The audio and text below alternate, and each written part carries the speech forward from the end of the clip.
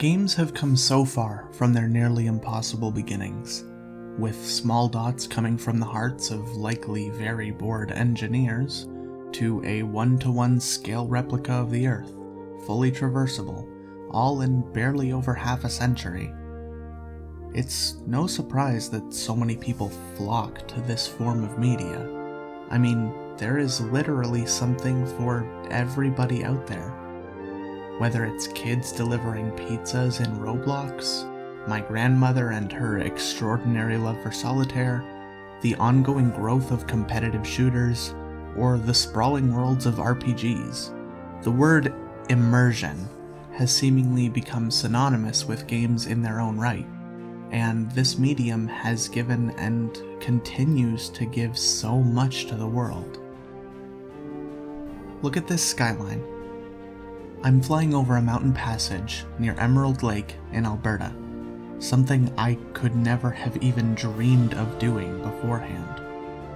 Incredible sights, remarkable simulation, all of this came from decades upon decades of work from dedicated artists, engineers, designers, programmers, and so many more over so many projects. But video games aren't always meant to emulate real life.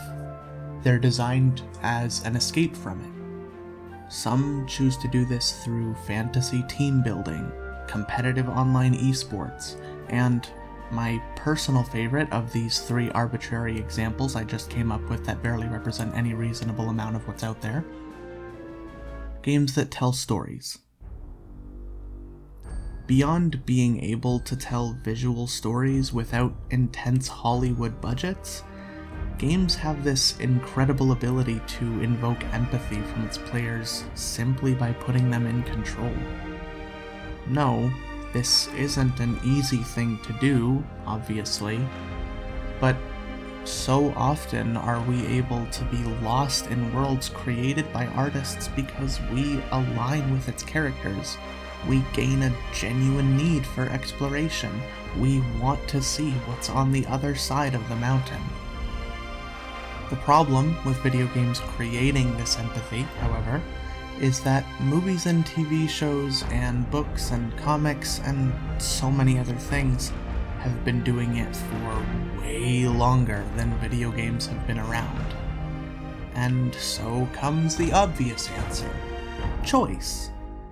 In the earliest RPGs, including tabletop RPGs before video games, players have had options in what they do. Do I want to talk to this guy? Do I want to buy that item? Do I want to sneak or blast my way through? Do I want to actually play through the main questline of Skyrim and deal with the slog that is the first 4 hours, or would I rather just mod it to the point of it not launching, uninstall it, and wait another 6 months before my hyperfixation causes me to do it all over again? My point is, choice was gaming's easiest answer to immersion. But you can't have the same choices take place over a bunch of different games, or else it gets boring, right? So, choices have to change. Or, you have to find a method that isn't a traditional A or B decision. When graphics became more sophisticated, so did the needs and the wants of gamers everywhere, and so developers' ideas of choice had to change.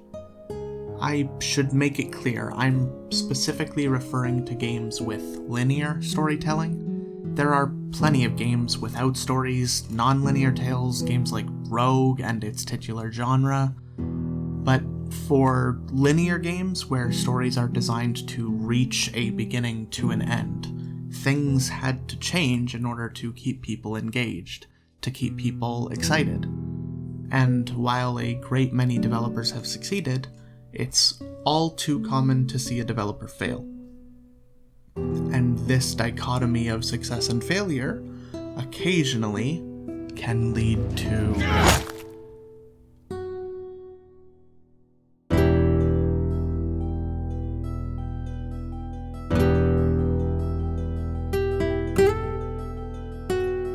yes, I know, another divided take on The Last of Us Part 2. How original. As one of the most revered titans of storytelling, Naughty Dog is probably the icon to look towards when we hope for truly great, revolutionary storytelling in video games. Compelling characters, bombastic set pieces, incredible pacing, grounded yet fantastical world building, there doesn't seem to be a thing Naughty Dog can get wrong. The Last of Us is, without a doubt, one of the greatest games ever created. No, its actual gameplay isn't revolutionary per se, but from a storytelling perspective, from its ability to create and allow players to empathize not with a normal protagonist, but an anti-hero, to have us fall in love with and understand each and every character within its world is a set of marvels. It's blown a great many titles and even stories out of the water, and in my opinion is unmatched by most to this day. This pinnacle, however, can't be realized in its greatness unless we look upon its predecessors, the failures that surround it, the hype trains that have been derailed, the cancellations, the outright lies, and the years and years of history in storytelling that led to one fantastic moment of greatness. But I'm not talking about horrific failures like Duke Nukem Forever. I'm talking about games that felt the need to try something. The games hell-bent on exploring the unknown and unfortunately failing to their ambition. Games like Heavy Rain. Much like The Last of Us, it was a technical marvel in terms of its visual presentation. With attempts to create an intense conspiracy plot filled with deep characters with their own lives and personal motivations, this box office killer very evidently failed to match up to its intentions, with awkward contrivances, weird plot holes and character decisions, and bugs far more memorable than the story it tried to convey. Games like Final Fantasy XIII and XIII-2, which turned its head on its previous development and became an entirely new experience, leaving the long-sought-after Versus 13 in the dust. Creating a mediocre linear storyline in a series known for its open worlds and exceptional storytelling, as well as a hearty plethora of bugs. It left fans with a sour taste in their mouths, myself included, and even the relative praise for its second sequel, Lightning Returns, it would permanently mark its name among the worst in the series. Ironically, its numbered sequel, Final Fantasy XIV, became another horrific story of failure, but later turned into one of gaming's greatest successes. I'll touch on that in a little bit. These titles, and many, many more before and after the release of The Last of Us, strived so hard for greatness and fell short despite trying their hardest to be different, to stand out from the crowd. Years of writing, developing, of artists' work, of music written, to be met with countless amounts of horrible critique, commercial failure, and all because they dared to stray from what was commonplace. But that doesn't make these games useless. Only the opposite. It is so often said that success can only be learned through the failures of the past. Zombie shooters were taking their toll on the industry. Long-standing storylines were typically reserved for massive RPGs and were made far less accessible to the masses. Naughty Dog took these lessons, watched the failures before them, watched as risks turned to ruin, and fought tirelessly to ensure their risk would end in reward, both for themselves and for the industry. It was a risk to create yet another zombie shooter in a heavily oversaturated market. It was a risk to try and compel players into loving an anti-hero. It was a risk to create a father-daughter relationship between main characters when most of their audience and player base likely weren't fathers with daughters. And as I've said before, empathy is not something that's easy to induce. But through their lessons, and despite watching failure after failure, still having the courage to take that risk, they created a true work of art. One that will likely be talked about and referenced for years and years, and countless other games have achieved incredible success through taking similar risks. Games like Celeste, which personified a form of anxiety and depression, which took charming, overconfident characters, then flipped them around to show they were just as flawed as the protagonist saw herself. Games like Metal Gear Solid 2, which dared to make us play as a character other than the one we fell in love with from its prequel. And, in turn, Metal Gear Solid 2 allowed us to understand the depth of Raiden and his role in the grand scheme. And all in all, it did nothing but benefit the greater narrative of the franchise. Games like Final Fantasy XIV: A Realm Reborn, which took a completely failed game and built a new one under the exact same title. No, not like Tomb Raider. It took a mediocre story, countless bugs, a huge gap of content, horrific game systems, then replaced and re-released it into one of the greatest story and gaming experiences I believe the entire Final Fantasy series has to offer. Greatness in video game storytelling has always come from risk. From the very beginning of taking the risk to let someone choose what to do rather than just read front to back, all the way to the present day. And that risk is still just as necessary for us to move forward. Which brings us to The Last of Us Part 2. I don't see it as a failure. I was emotionally wrecked for days after playing it. I felt the empathy for Abby just as Naughty Dog wanted me to. I questioned all of Ellie's motivations despite falling in love with her in the first game, and I know that that's what Naughty Dog wanted. I can, however, admit that I came from a pretty optimistic standpoint and gave the game a lot of benefit despite its honestly large amount of shortcomings, even in trying to convey the things that I was able to see clearly. The risk it probably seems like I'm talking about is the killing of Joel in The Last of Us Part 2. Yes, of course, it was a risky decision to kill off the protagonist of the first game. But Part 2's risk comes far more in what it wants people to understand about characters and the way it tries to teach its lessons. Naughty Dog likely knew very well that Ellie's motivations wouldn't sit well with players. They knew that almost everyone unanimously would hate Abby for killing Joel, and subsequently playing as her for half of the game. The not-so-obvious risk that Naughty Dog still understood fundamentally was whether or not people would understand why these characters act as they do.